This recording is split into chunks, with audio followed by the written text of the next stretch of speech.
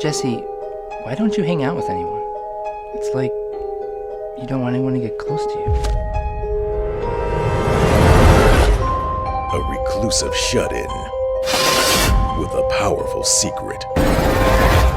Anyone I touch becomes incredibly strong, to the point of being invincible. No one should have that much power. An eccentric businessman. Hey Elsa, think you're gonna take off those gloves today? Moving up in the world. Anyone I touch becomes incredibly sick. Usually to the point of death. A mysterious stranger who knows why. I've been following you for some time. I know what you are. And a battle Tell us what's going on here. there's no turning back from. It's all very simple. The two of you must destroy each other. See the most disturbing film of the year. Not because of its commentary, not because of its psychological portrayal, but because it's not based on anything. What? I said it's not based on anything. It has to be based on a comic. It's not based on a comic. It's gotta be based on a movie. It's not based on a movie. Maybe it's based on a show that wasn't bad, but wasn't great, but still deserved more of a chance. It's not based on pushing up daisies. Damn it! How can we take a gamble on something without a fan base? You'll just have to be interesting. No! Unpredictable. No. Not relying on nostalgia. You inhuman monster! Starring a black guy who was always written as a black guy. Wait, I wasn't originally written as a white dude? No. And a woman who was always written as a woman. Wait, I wasn't originally a white dude? No. How are we supposed to cause controversy on the internet? You have to actually say something new, Oh! relevant, and rely on word of mouth after it comes out. Face the horrors of something original. It's like a bad dream. Oh, thank God.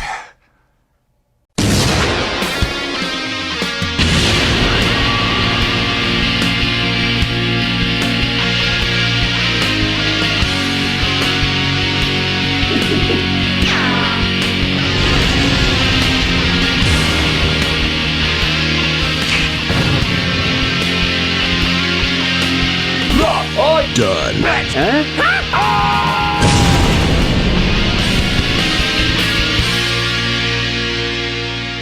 Hello, I'm the Nostalgia Critic guy, remembered so you don't have to. In 1965, a primetime Western comedy aired on TV called Wild Wild West. And that's all you need to know. The movie has no connection beyond that.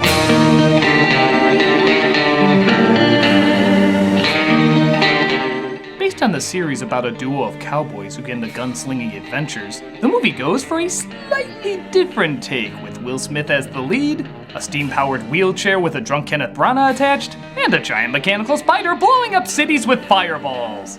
That's the big screen adaptation I would think of with a show like this. Don't judge your house by its shutters. Now, how about windows? Not only is this known as the worst film from Kevin Kline, the worst film from Kenneth Branagh, and the worst film from Barry Sonnenfeld for the moment, but this was the movie that busted Will Smith's success streak. After leaving his smash show and making gigantic hits all in a row, this was the first film to have us say, damn it, we have to hate Will Smith in something! Granted, we would eventually get used to that feeling, but this was the movie that started it! Did the show even have that big a following to throw this much money at it? Did they think kids were really gonna get excited for a Western from the 60s? It's one of Hollywood's biggest head scratchers. So what the hell went wrong? Well, saddle up and get ready to cry into the sunset. This is Wild Wild West. And you immediately lost me. How'd you do that? Was that a second? Was that even a second? That was amazing. What would make me want to know what happens to a man with a hubcap neck brace being chased by a plastic pizza from the Ninja Turtle toy? This movie raises questions. Like, why would I want to watch this movie? We then cut, to Will Smith making love in a water silo. Trust me, this isn't the only time a large group of people will taste Will Smith not giving a shit.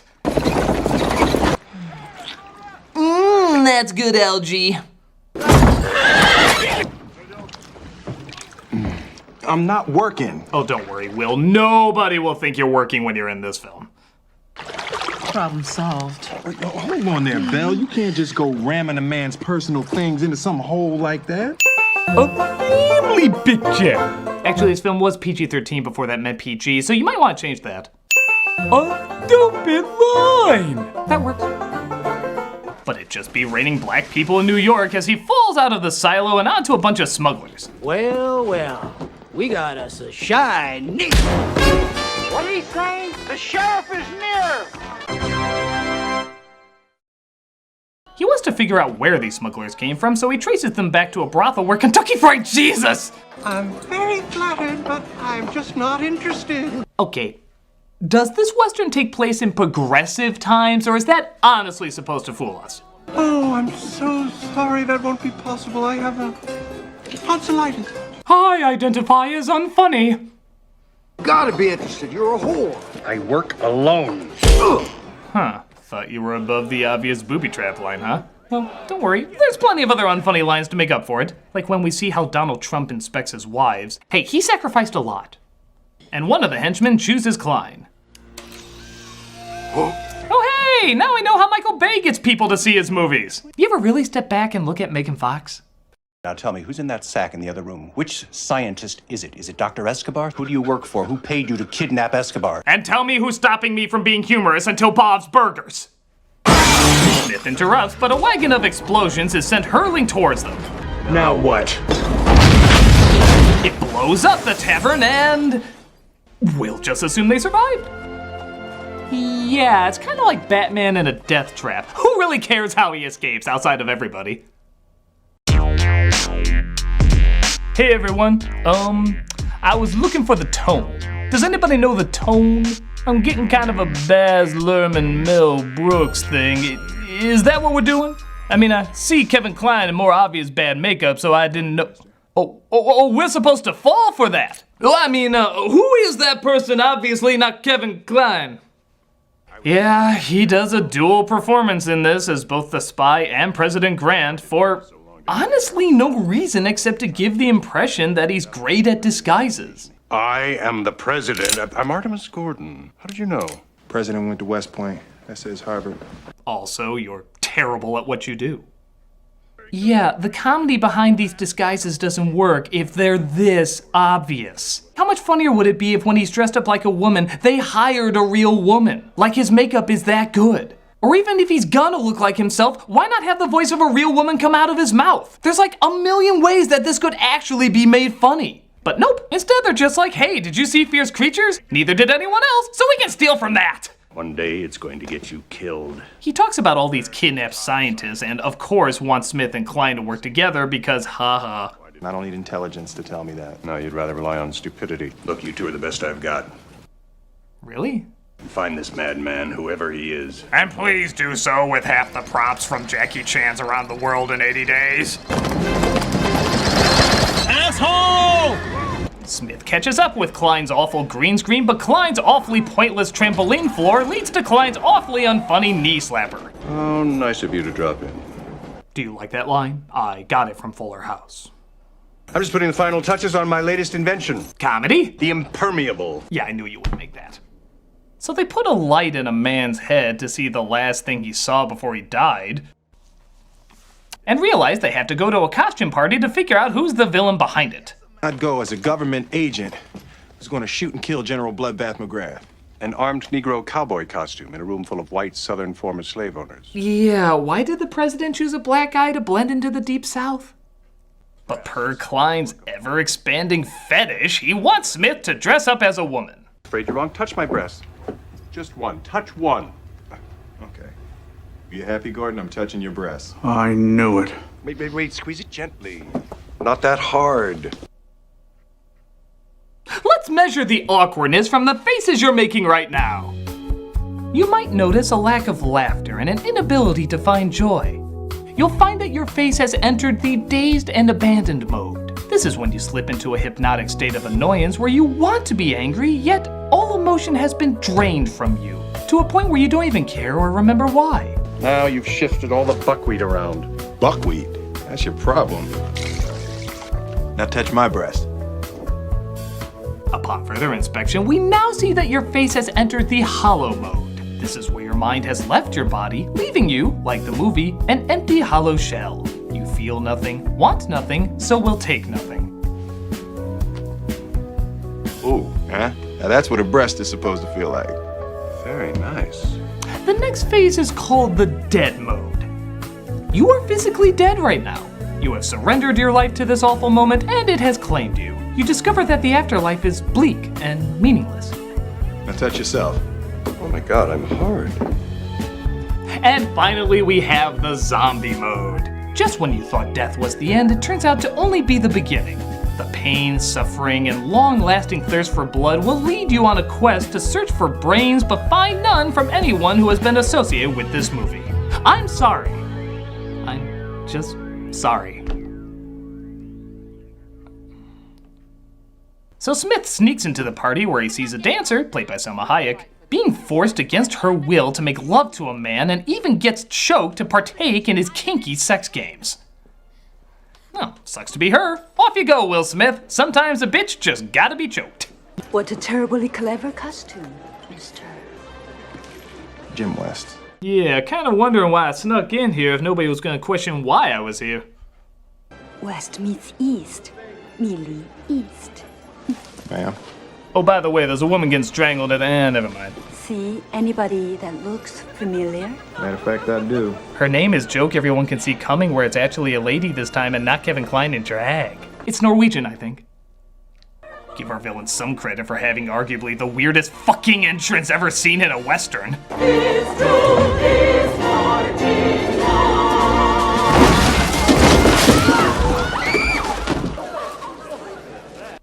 I don't think Bugs Bunny could have come out that smoothly. Don't you just hate that song? I feel like Brana missed his true calling as a whack-a-mole. Don't you just hate that song? Why, y'all look like you seen a ghost. This is Dr. Loveless, because every doctor with the word love in his name has to be in a wheelchair, and he seeks revenge for the South losing the war. Smith, however, plans to stop him by making obvious jokes. I find that an occasion to stand up. I haven't seen him in a coon's age. For a man of your stature to keep in touch with even half the people you know. Perhaps the lovely Miss East will keep you from being a slave to your disappointment. They encourage you one minute and cut the legs out from under you the next. Your mama's so fat she almost ate the black off you. Your mama's so fat you're in a wheelchair. So Smith tells Kline to meet him outside. Kline being obviously here and not here, but the film thinks we don't know that. You're in for a big surprise when you get this one in the saddle. Keep holding my hand, movie. Make sure I don't poop myself. In fact, they think you're so dumb that they actually end up doing this joke twice. Maybe they think the first time they did it was so subtle that they just had to spell it out more. Hang him! As the crowd wants to hang Smith for touching the woman's breast, but figure it's crueler to let him hang himself. For there is a solid 2 minutes of Will Smith just talking on its own, and it's painful. It's so painful. It's like watching a flame war in the YouTube comments. Not funny, not smart, and everybody loses. Whole drumming on the boobies thing. All I was saying to the gal was, nice dress, darling. Good to see you. My name's Jim. How's your mama? You can actually see Will Smith's worth dropping with every joke that bombs. The whole slavery thing, I don't understand what the big deal was anyway. I mean, come on, who wouldn't want folks running around doing things for them, doing chores? Then there was the redneck comment. First word, red. Color, passion. Fire, power. Second word, neck. Neck.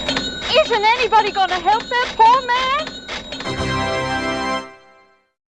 But Kline saves him while also saving Hayek, as apparently nobody can catch up to this incredibly slow-moving carriage of non-speed. Slower! Slower!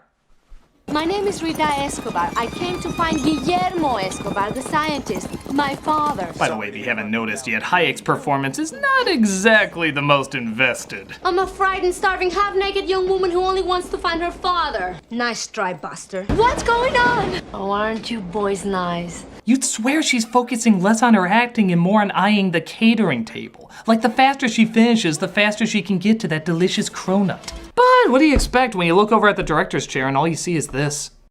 Yeah, he's off to figure out how not to work with Tommy Lee Jones. Branagh approaches his Confederate henchman, but it looks like the movie wants to kill itself as much as we do. You sawed-off sadistic bastard! You surrendered at Appomattox. So who betrayed whom? As one half of Gary Oldman, both literally and figuratively, I need my evil to outweigh my practicality. And how's this for a joke? He kills the guy with the horn in his ear as the dog takes a look, recreating the RCA logo. That'll get all you youngins rolling in the aisles! Every minute this movie brings a new sigh I didn't know I could make. But hey, after 50 minutes of boob jokes, steam tanks, and exploding Abe Lincoln heads, let's get serious for a minute. You saw it. Heard about it. Week before the war ended in '65, I was with the 9th Cavalry. We discovered old folks, women, children slaughtered. They used them for target practice. Women and children used as target practice. Wild, wild west. When I stroll into the wild, wild west. Oh man, this movie's really saying something. Obviously, it really earned this super dramatic, grim moment. Let's allow the emotion of this incredibly disturbing imagery to sink in. With jokes about Selma Hayek's ass, which immediately follows. God, the curvature of her buttocks. Not even kidding. The very next scene is just making jokes about her ass. She's a breath of fresh ass. You said ass. She's a breast of fresh air. Let's just get some shut ass. Totally makes you forget about the whole women and children being used as target practice. Fuck. I do wish more movies would mix Pluto Nash-style humor with Holocaust imagery. You know, this film is so harsh and empty, I feel like Nietzsche wrote something about it. Well fucking said.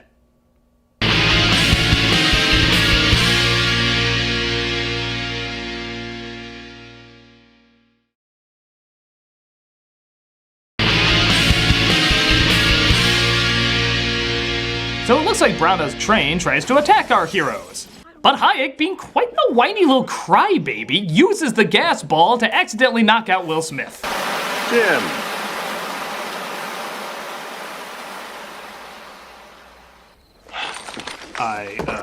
Did we miss a scene? What a marvelous train. You don't mind me borrowing it, do you, gentlemen? Aside from a lack of wheelchair access, I find it a most comfortable way to pass the long miles from here to my laboratory. Yeah. Try monologuing before the train leaves. I'm not sure how much of that they're gonna pick up. And then I will take this side and that side. Here you go. Sounds the pineapple. So like before, a buzzsaw flies towards them to try and take their heads off. And here I thought those collars were used to stop them from chewing off any more scenery. They outrun the saw, but the magnets seem to go haywire in their collars. You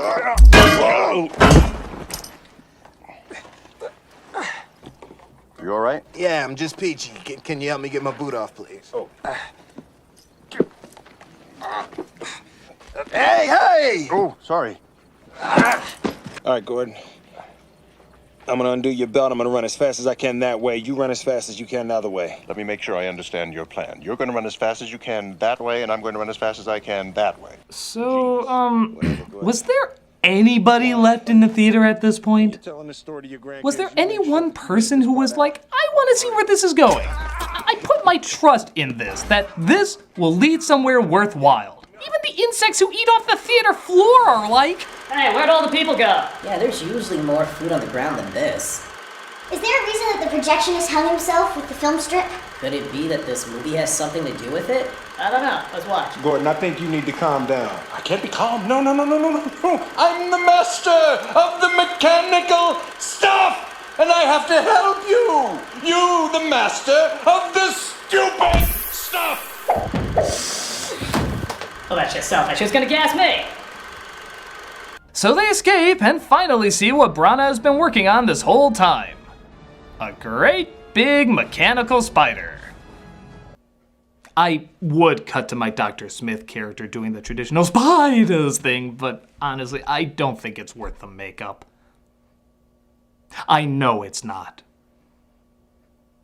So Smith and Klein try to leap into action. You know how to ride, don't you? Yes, I know how to ride. A horse. Yes, when the situation calls for something primitive. How about now? There's a gigantic spider stomping toward our president. And in that very moment, right after saying that line, Will Smith realizes, I said yes to the script. Look at his face. You can totally see it in his eyes. You fucked up, Will. The spider makes its way to the president with Brana steering it. Good lord. That is the stupidest thing I've ever seen. They do to Will Smith what should have been done to this movie, as we're stuck with several long minutes just hearing Brana prattle on. The wrongs will be righted, the past made present, the united divided! Okay, if I wanted to watch Brana overact and not know what he's saying, I'd watch Henry V. We make this as legal as possible. And personally, I like the symmetry of it. Oh yeah, I forgot. It's a Sonnenfeld movie. So we have to have weird shots for the sake of just having weird shots. I usually don't mind, except that he is way too in love with this one angle. Seriously, count how many times they cut back to his pillow-cheeked mug spinning around like a drunk bumper car. 1776, wasn't it, old bean? Manhattan for a handful of beads. How? Wrong will be righted. The past made present. Still, personally, I like the symmetry of it. Why would anyone keep cutting back to the same shot of a person just sitting down? Smith realizes the movie left him, so he tries to figure out a way to sneak inside the spider. And it's... just watch.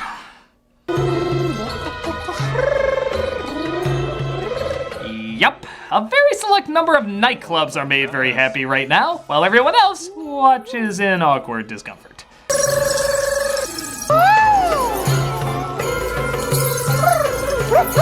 What I love about this scene is that Brana's been addressing this gigantic crowd of people this whole time. And then he just stops out of nowhere to get horny and forces everybody to watch him. It's like if a football coach was giving a speech and was like, I want you to look deep inside yourselves and find that special hot cheerleader. Coach? Are you okay? Everything stops when my pants are jumping! Well, can we at least go? You will watch my advances! Hey, baby. Well, what a nice surprise.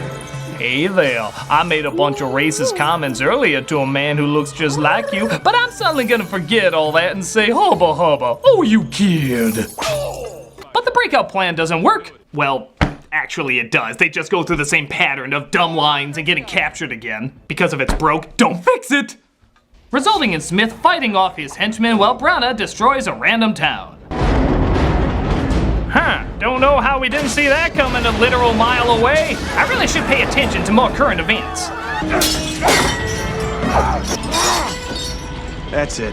No more Mr. Knife Guy. So which Game of Thrones death would you like to give this movie? Red Wedding's always good, The Poison Goblet, always a classic. Have they ever stuffed a horse inside somebody? But it's okay, because just as Smith looks like he's about to get axed off. Your guess is as good as mine. I have no idea what that was. I guess if you explain anything anymore, the terrorists win. But Brana turns into a spider himself, because that one idiot who watched this all the way through has to be punished somehow. But the machine gets out of control and walks its way off a cliff. Brana is killed, Smith and Klein are awarded by the president, and we're all reminded that Selma Hayek was in this movie, oh yeah. I'm afraid I haven't been completely honest with you. Professor Escobar is not my father. He's my husband. Well, so not only did she contribute nothing, like at all, but she was already taken this whole time. This quote-unquote twist is so lame that even the main characters point out how it makes no sense.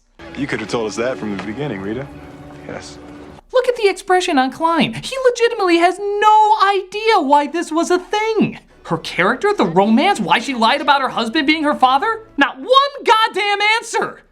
Yes. I think they cut before he grabbed the camera and stabbed anybody who dared look him in the eye.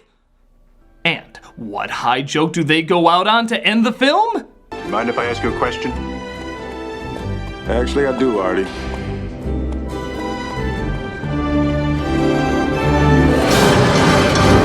I'll share it with you when they actually give one. Comedy! That is what this was meant to be, right? This is one of the biggest high-budget cinematic question marks. At least with most bad, unfunny films, you have an idea what they were going for and it just didn't work.